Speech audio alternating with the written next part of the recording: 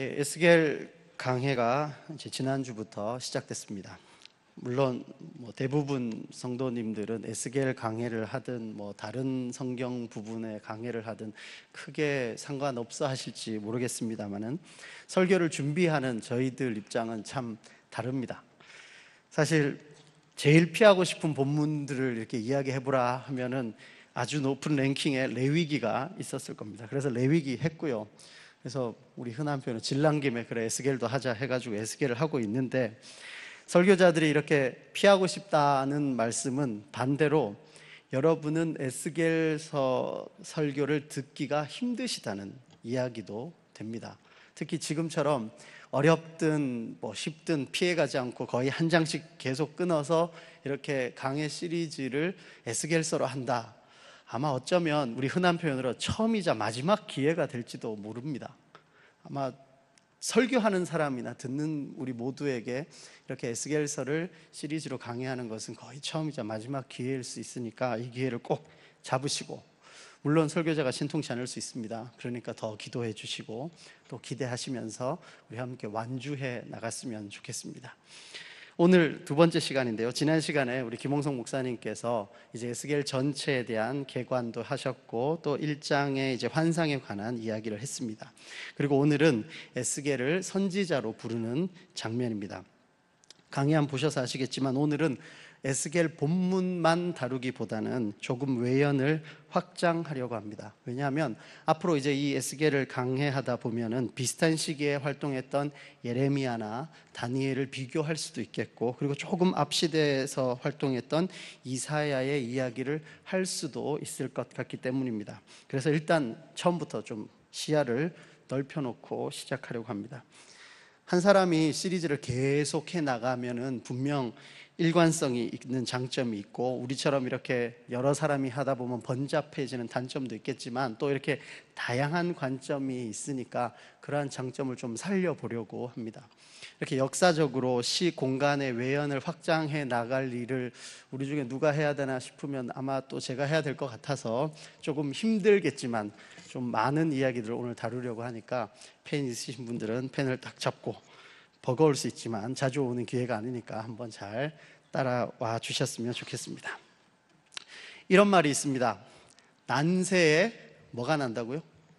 영웅이 납니다. 난세에 영웅이 납니다.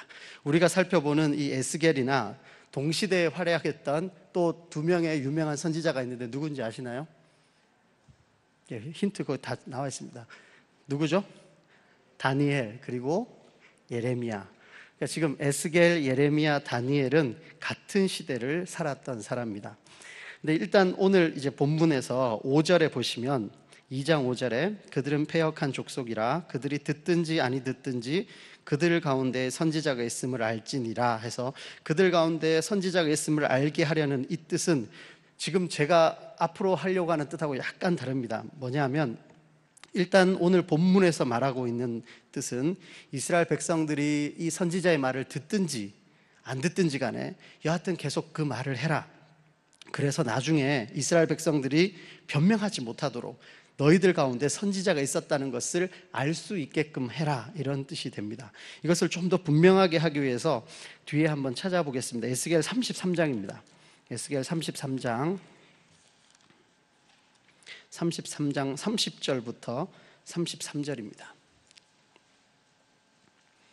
에스겔 33장 30절부터 33절을 우리 같이 읽도록 하겠습니다. 시작.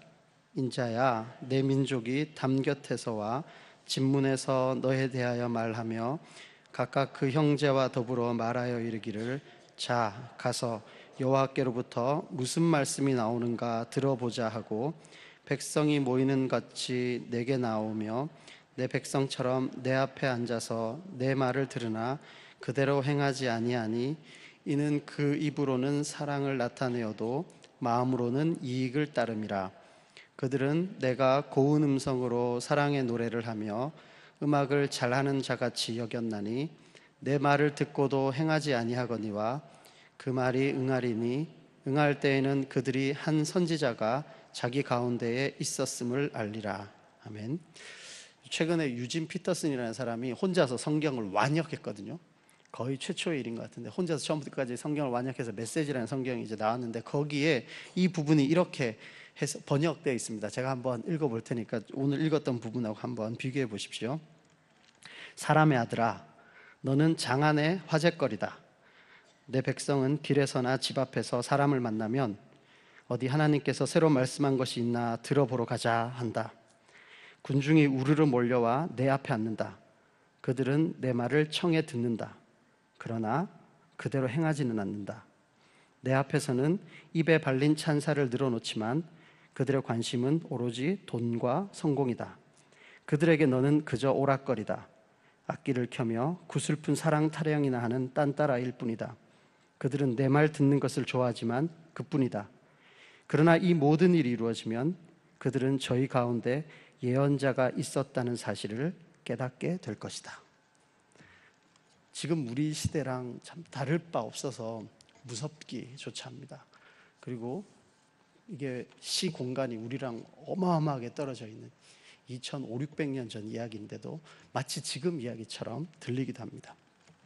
그들이 듣든 말든 때늦은 감이 있더라도 그들 사이에 하나님의 사람, 예언자가 있었다는 사실만큼은 부인할 수 없을 정도로 그렇게 거기에 버티고 서 있어라 라고 이야기하는 겁니다.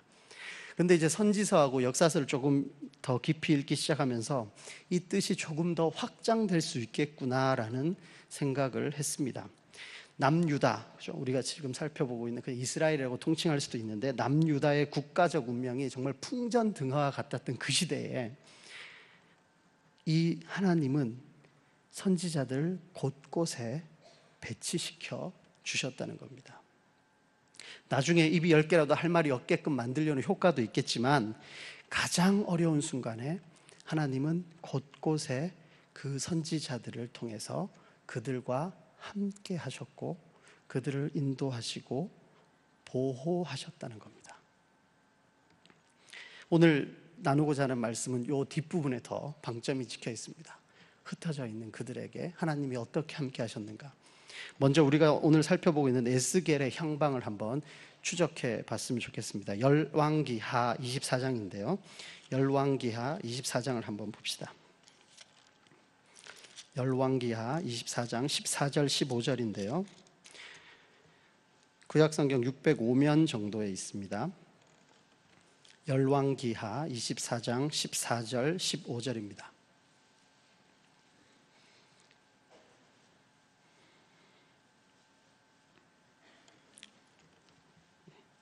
같이 읽겠습니다. 시작.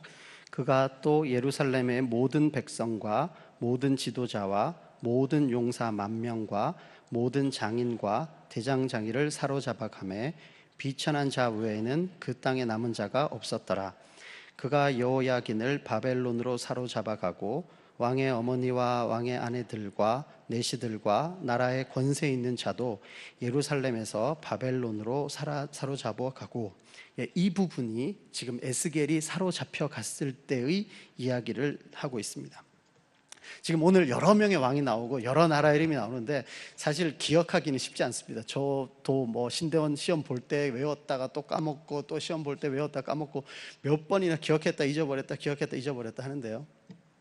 그 왕들의 이름이나 또 나라 이름을 혹시 참고 삼아 적어둘 수는 있겠지만 거기에 너무 이렇게 좌절하지 마시고 중요한 것만 잘 캐치하시면 되겠습니다. 지금 이제 처음 시작하는 부분은 느부갓네살이라는 사람이 나옵니다. 이 사람 왕인데요, 바벨론이라는 나라의 왕입니다. 그 바벨론 왕 느부갓네살이 예루살렘을 점령했습니다. 그때의 유다의 왕 이름이 여호야긴이라는 사람입니다. 그래서 그 왕을 끌고 가고 그 다음에 그의 형제 시드기야라는 사람을 옹립해서 우리 흔히 말하는 괴뢰 정부를 세우는 과정이 여기 나옵니다. 무슨 말인지 하나도 모르시겠죠? 자, 그런 거 다 이제 잊어버리고, 자, 이스라엘, 그죠? 예루살렘이라는 나라가 있습니다. 그 나라에 이방 나라가 쳐들어왔어요. 쳐들어와가지고 이 사람들을 포로로 잡아갑니다.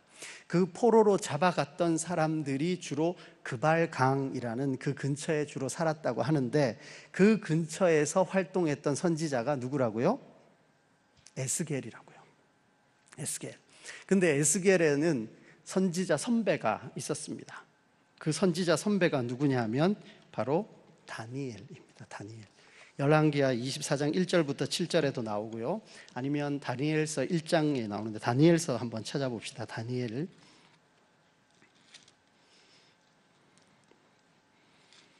1장 1절입니다. 구약성경 1231면입니다.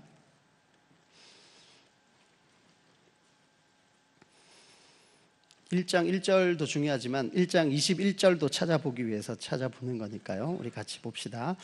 1231면 다니엘 1장 1절입니다. 1231면입니다. 같이 읽겠습니다. 시작. 유다 왕 여호야김이 다스린 지 3년이 되는 해에 바벨론 왕 느부갓네살이 예루살렘에 이르러 성을 에워쌌더니, 이렇게 에워싸서 귀족 자제들, 좀 고위 관리들을 먼저 잡아갑니다. 역사가들은 이렇게 먼저 잡아간 사람들을 몇 차 포로라고 부를까요? 1차 포로라고 부릅니다. 그래서 1차 포로에 잡혀갔던 사람 중에 누가 있다고요? 다니엘이 있었습니다. 그리고 다시 한 7, 8년 후에 또 쳐들어와서 사람들을 잡아갑니다. 그 잡아가는 사람을 몇 차 포로라고 하겠습니까? 2차 포로라고 하죠. 그 2차 포로에 누가 있다고요? 에스겔이 있다고요. 그런데 다니엘이 1차 포로에 잡혀가서 그 적국 바벨론 왕의 궁정에서 관리의 역할을 하는데 언제까지 하느냐 하면 1장 21절입니다. 1장 21절을 보시죠. 1장 21절 같이 읽겠습니다. 시작. 다니엘은 고레스 왕 원년까지 있으니라.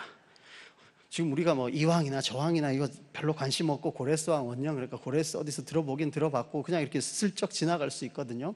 그런데 이 고레스 왕 원년까지 있다라고 했던 이 이유가 정말 의미 있는 해기 때문에 이렇게 표시해 둔 겁니다. 그 의미를 찾아보자면, 죄송하지만 다시 가야 됩니다. 역대하 36장을 갑시다. 중요합니다. 역대하 마지막 장, 마지막 절입니다. 36장 21절부터 22절입니다.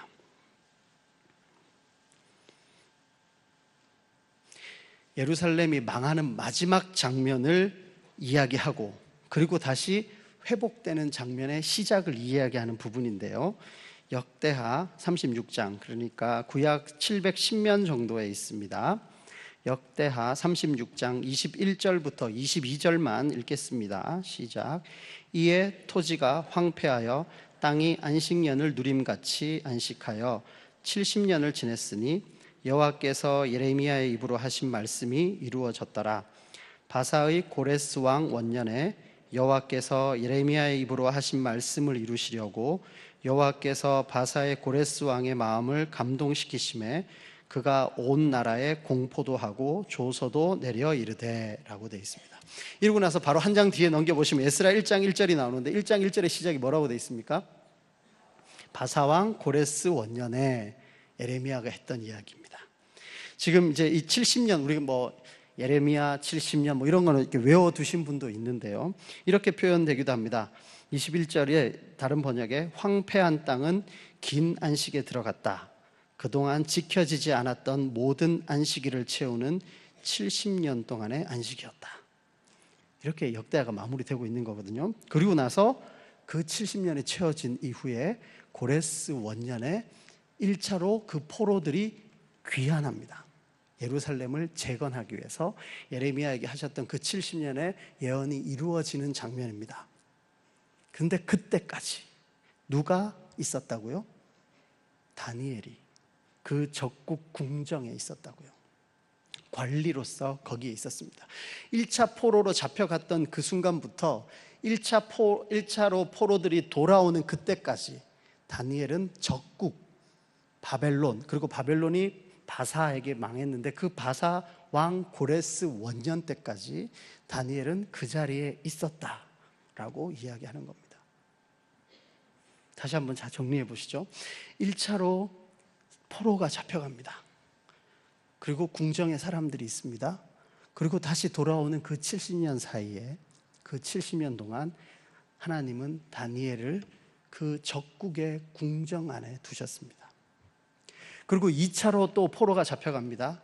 많은 사람들은 일반 평민들이라고 할 수 있는 많은 사람들은 그발 강가라는 곳에 모여 삽니다. 그곳에 하나님은 에스겔이라는 사람을 함께 하게 해 두셨습니다. 그럼 또 어디에 사람이 남아 있습니까? 예루살렘에 사람들이 남아 있습니다. 그 예루살렘에는 누구를 남겨두셨습니까? 예레미야를 남겨두셨습니다. 예루살렘이 폐허가 될 것이다 라고 예언했던 예레미야.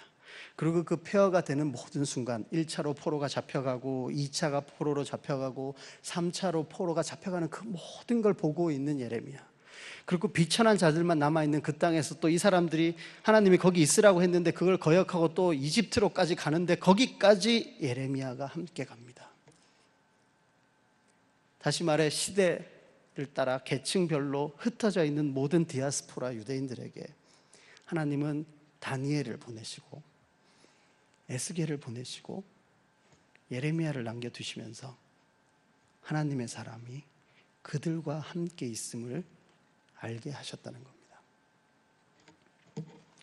그들 가운데 하나님의 사람이 있음을 알게 하셨는데 지금 우리의 이야기로 한번 가져와 보려고 합니다. 난세 영웅이 난다 그러잖아요. 지금이 난세 아닐까요? 한국 교회에 위기가 있다, 한국 사회가 위기다, 이런 말들을 많이 합니다. 곳곳에서 한국 사회에 경고등이 켜졌다라고 이야기하는데 한국 사회보다 한국 교회에 먼저 그런 경고등은 먼저 켜져 있었습니다. 그럴 때 오히려 영웅이 나타난다는 거죠. 그런데 그 영웅은 힘과 권력이 있는 영웅은 아닙니다. 모두가 돈 외칠 때, 전부가 앞만 보고 막 달려갈 때 하나님의 뜻은 그게 아니라고 버티고 설 수 있는 사람, 그것이 하나님이 원하는 영웅 혹은 하나님의 사람, 의인이라고 할 수 있을 겁니다. 옆 사람 볼 필요 없습니다. 다른 사람 탓할 필요도 없고 제도와 시대를 탓할 필요 없습니다. 원래부터 이 의인은, 영웅은 소수였습니다. 소돔과 고모라를 위해서 필요했던 10명처럼 지금 이 시대에 하나님이 이 시대에도 하나님의 사람이 함께 하고 있다는 것을 알려주기 위해서 필요한 사람은 사실 그렇게 많지는 않을 겁니다. 모두가 힘들다고 하지만 지금 이 에스겔, 예레미야, 다니엘이 활약했던 이 시대만큼 힘들겠습니까? 영원할 줄만 알았던 예루살렘 성전이 파괴가 됐고 하나님의 백성이라고 하던 이스라엘 백성들이 적국의 포로로 끌려갔습니다. 눈앞에 남아있는 건 하나도 없습니다. 그때에 예레미야와 에스겔과 다니엘이 그 자리에 서 있었습니다. 우리도 이 시대, 그죠? 땅끝까지 복음을 전파해야 된다, 하나님의 이름을 더 높여야 된다, 예, 좋습니다. 그런데 조금 이 시대하고 맞지 않는 구호인 것 같아요. 오히려 지금 이 시대에 맞는 구호는, 저는 그렇게 생각합니다. 사람으로 사람답게 살아남아야 됩니다. 이 시대가 요구하는 대로 살아가다가는 사람이 사람답게 살아가지 못할 것 같습니다. 사람이 사람답게 살아가는 것은 하나님이 주신 말씀대로 살아가는 길이다.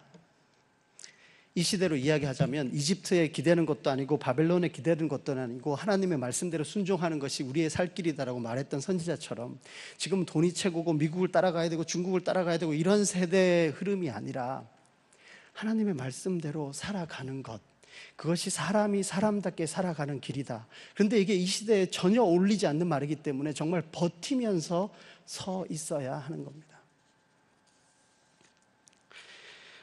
우리들 가운데 하나님의 사람이, 하나님의 의인이 있음을 알게 해야 합니다. 이러한 위기의 시대에 하나님이 우리를 버리신 게 아니라 그 소수와 함께 오히려 더 세밀하게 우리와 함께 하시고 우리를 인도하시고 보호하고 계시다는 것을 알려야 합니다. 이것이 지금 이 시대에 우리에게 주어진 사명, 신성한 사명이 아닌가 생각합니다. 두 번째로 다시 본문으로 돌아오면 에스겔 3장 5절 6절입니다.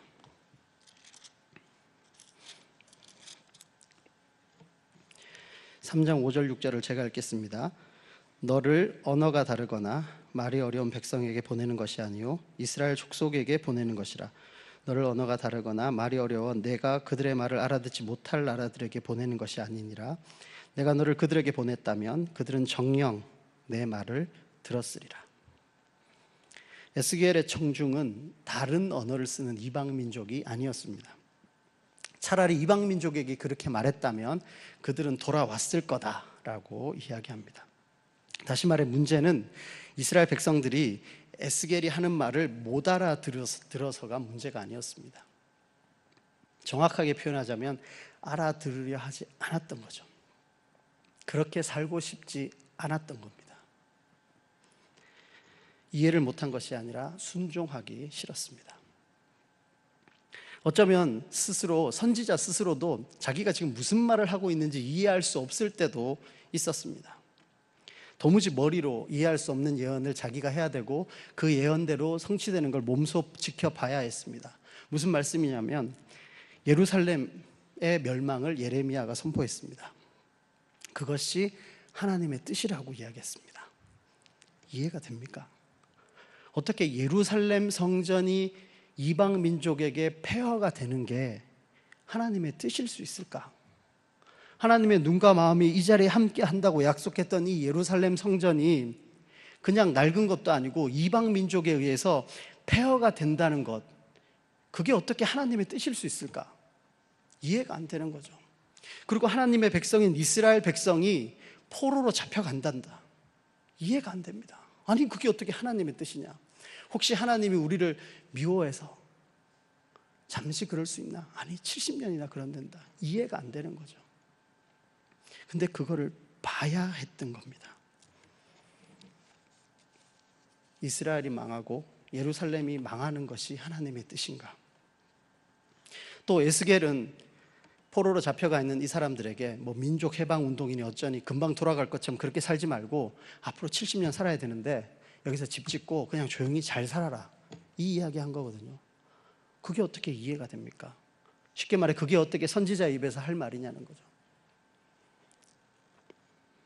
그런데 중요한 사실은 있습니다. 지금 망한 건 이스라엘 나라지 하나님 나라가 망한 건 아닙니다. 지금 통치가 끝난 건 여호야긴 혹은 시드기야의 통치가 끝난 거지 하나님의 통치가 끝난 것은 아닙니다. 수차례 경고했듯이 가나안 백성처럼 살면 너네도 가나안 백성처럼 쫓겨날 것이다 라는 그 하나님의 말씀이 지금 성취되고 있는 거라는 거죠. 다시 말해 하나님의 뜻은 우리 백성, 내 백성 이스라엘은 아무리 죄를 지어도 내가 오냐 끝까지 보호해주마, 그게 하나님의 뜻이 아니라 아무리 내 백성이라도 죄를 지으면 그에 응당한 벌을 받을 거다라는 것이 하나님의 뜻입니다. 이렇게 폐역해지고 이렇게 변질된 예루살렘 성전이라면 차라리 무너지는 것이 하나님의 뜻이라는 겁니다.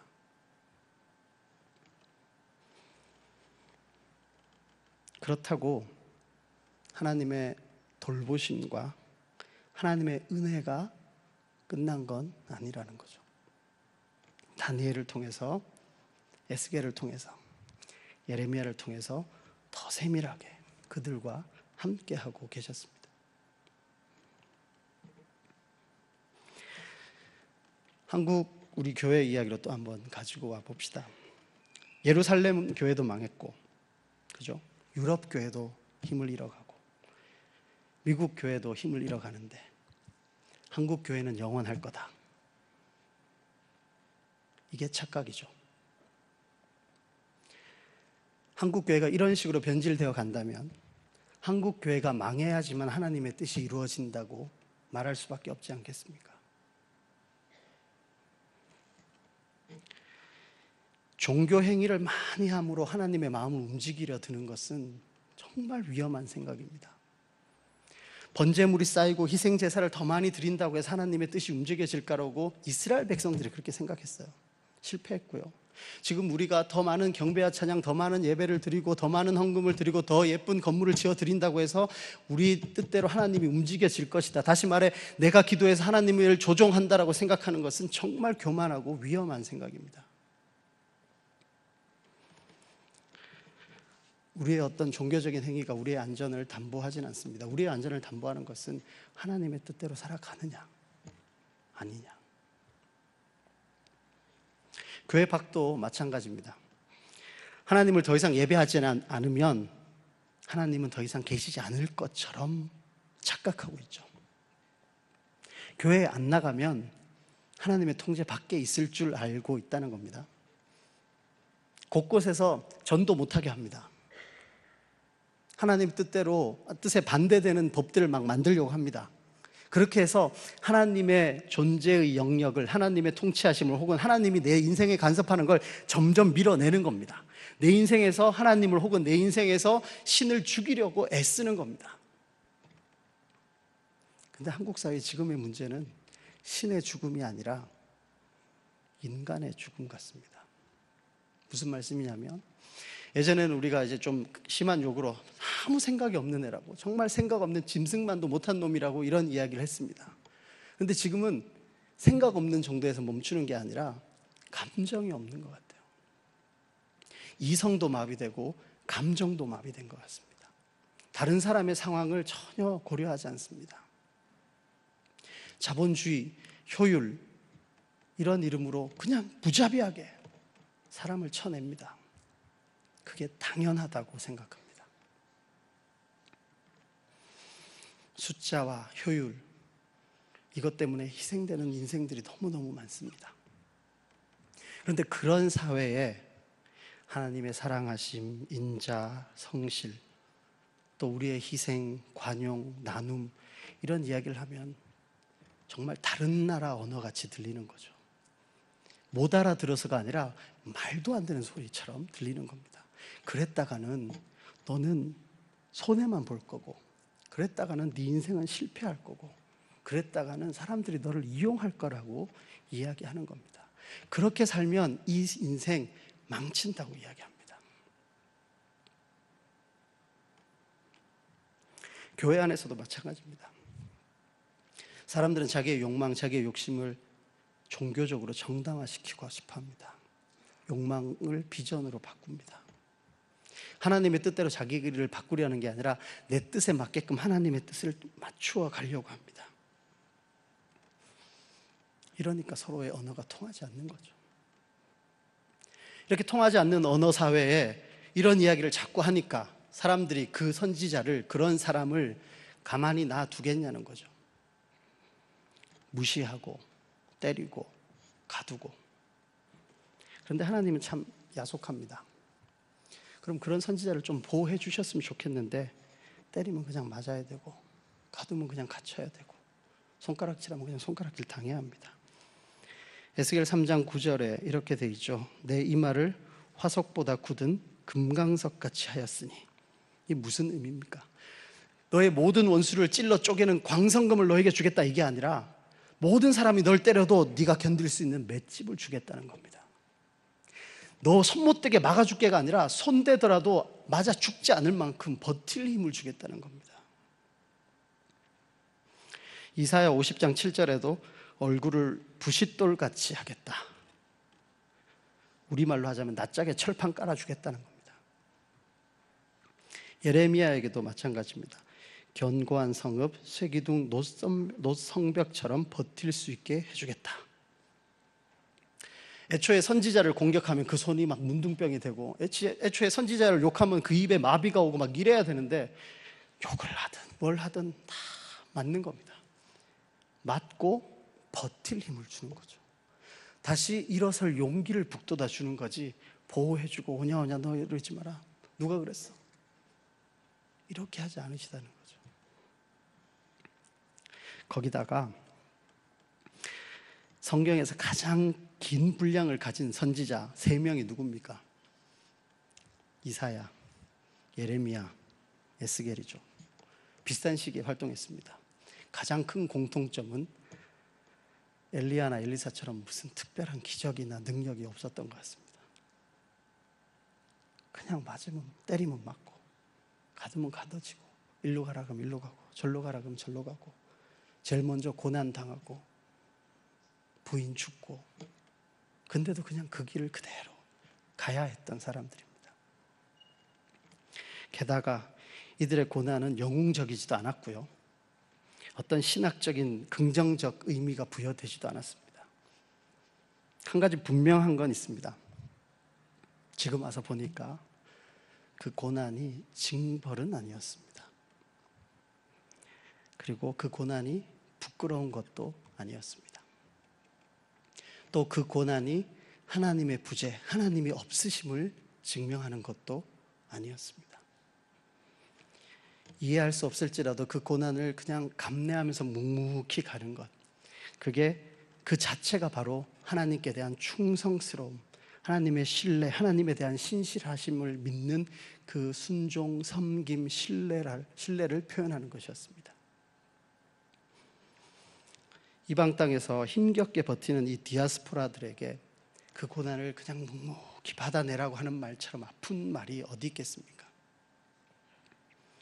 그래서 선지자들은 제일 먼저 또 제일 치열하게 그 선봉에 설 수밖에 없었습니다. 그냥 참고 가야 했습니다. 이해가 되지 않더라도 말이죠. 그래서 이 사명을 감당하느라 탄식하기 바빴고, 괴로웠고, 분노에 차기도 했고, 고통스럽기도 했습니다. 마치 하나님이 안 계시는 것 같은 그런 현실을 살았습니다. 예루살렘은 파괴됐고요. 이스라엘 백성은 포로로 끌려와 있고요. 예레미야 15장 17절을 우리 한번 봅시다. 예레미야 15장 17절입니다.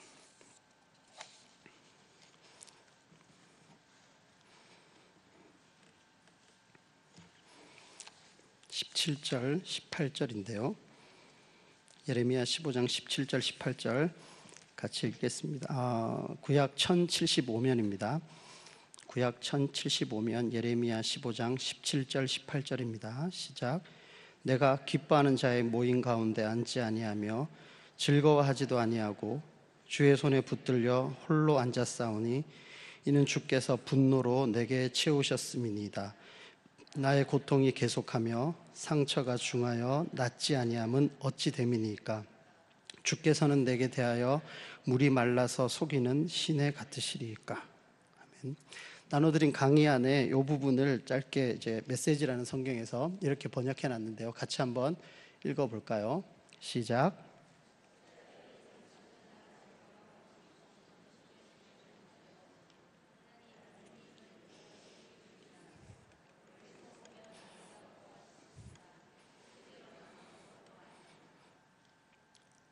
너무 허무하게 보일 수도 있습니다. 쉽게 허무주의라고 결론 내리지 마십시오. 선지자는 이런 말이 새어 나올 만큼 이 악물고 버티며 살았다는 겁니다. 힘과 권력, 강력함, 풍요, 이게 바벨론의 이야기거든요. 거기에 무너졌습니다, 이스라엘이. 지금 현대사회도 마찬가지입니다. 돈, 자본주의, 효율, 이런 것들이 우리를 무너뜨리고 있습니다. 근데 현실에서는 마치 하나님이 없는 것 같고 저 멀리에 있는 신기루 같은 그런 느낌이 오는 거죠. 손해를 감수해야 되고 불편을 참아야 되고 이게 어디 쉽습니까? 이걸 버텨내려면 맷집이 필요한 거죠. 우리의 삶의 현장에도 이런 하나님의 사람이 있음을 알려주는 맷집 있는 사람이 필요하다는 겁니다. 두려워하지 말고 피하지 말고 견뎌낼 수 있는 그런 사람이 필요합니다. 말씀을 정리하도록 하겠습니다. 하나님은 자신들의 죄 때문에 쫓겨나는 백성들 사이사이에 하나님의 사람을 보내셔서 그들과 함께하고 있음을 알려주셨습니다. 하지만 그들은 여전히 들으려 하지 않았습니다. 그럼에도 하나님은 맷집 좋은 하나님의 사람을 그들 가운데 보내셔서 용기를 북돋으시고 그 자리에 버텨 설 수 있도록 하셨습니다. 지금 우리 시대도, 이 한국 사회도, 한국 교회도 마찬가지입니다. 이 시대는 하나님과 다른 가르침을 이야기하고 있습니다. 듣기를 거부하는 정도가 아니라 오히려 말하는 사람을 손가락질하고 왕따시키고 손해를 입힙니다. 그런데 그런 사람을 보호해 주시기보다는 그냥 그 비바람 다 맞게 그 길에 그냥 서 있게 하십니다. 단지 버틸 힘을, 다시 일어설 용기를 주시는 거죠. 난세에 영웅이 있다고 합니다. 난세에 영웅이 필요합니다. 하지만 또한 동시에 난세가 영웅을 빚어냅니다. 영웅은 다수는 아닐 겁니다. 승승장구하는 길에 있지도 않을 겁니다. 지금 위기라고 하지만 오히려 기회라고 생각합니다. 어두울수록 자그마한 빛도 크게 보입니다. 이성과 감정이 마비된 것 같은 사회라고 하지 않았습니까? 조금만 정신 차리면, 조금만 마음이 따뜻해지면 그 온기는 금세 퍼져나갑니다. 조금 다르게 살기가 힘듭니다. 그런데 조금만 다르게 살아내면 눈에 띌 겁니다. 힘들고 실패할 수 있고 다시 일어설 힘이 없을 수도 있겠지만 용기를 북돋아 주시고 우리에게 맷집을 더해 주실 겁니다. 하나님의 말씀과 다른 이야기를 하는 이 시대에 맞아도 다시 일어서는 맷집 좋은 하나님의 사람이 이 시대에 우리와 함께 있음을 보여주십시다. 그런 저와 여러분이 되기를 주님의 이름으로 축원합니다.